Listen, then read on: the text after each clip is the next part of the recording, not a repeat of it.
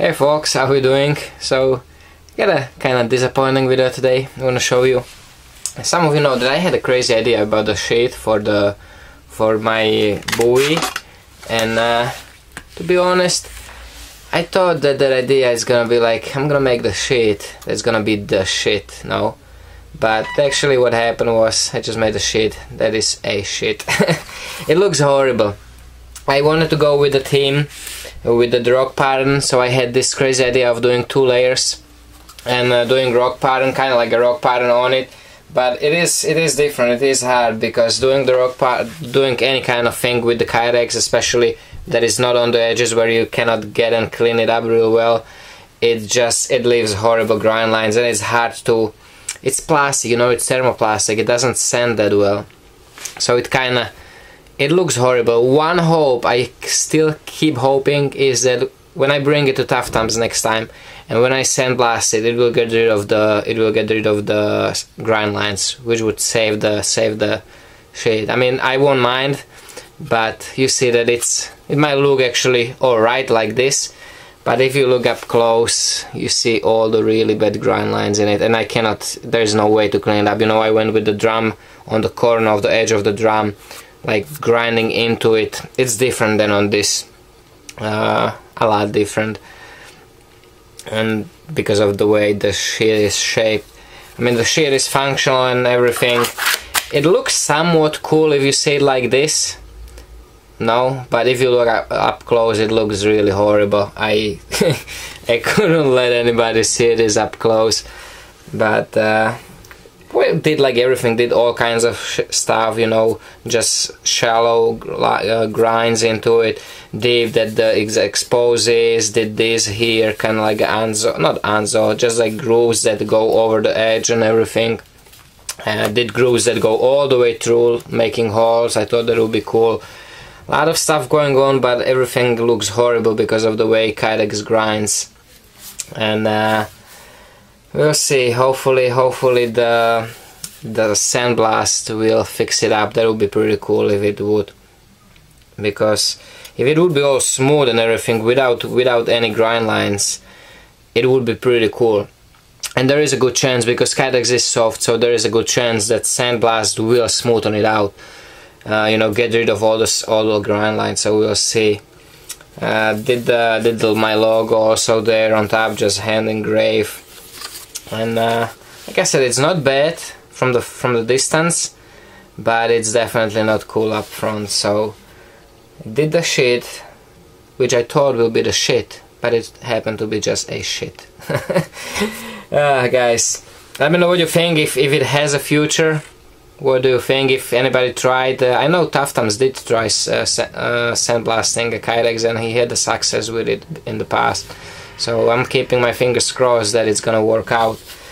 One more thing I want to show you. I started last night on the Kylie Stuff Cook for Dave D-Bear, and he sent the hickory that he actually chopped down with his CKC Forester XXL. And he wanted to use that hickory, and he sent me a piece that was cross grain, and I really wanted to use the cross grain. Now I don't know how tough this will be. It might be pretty fragile because of the way the wood goes, and it wasn't perfectly cured, so it was warping on me a lot when I was working with it.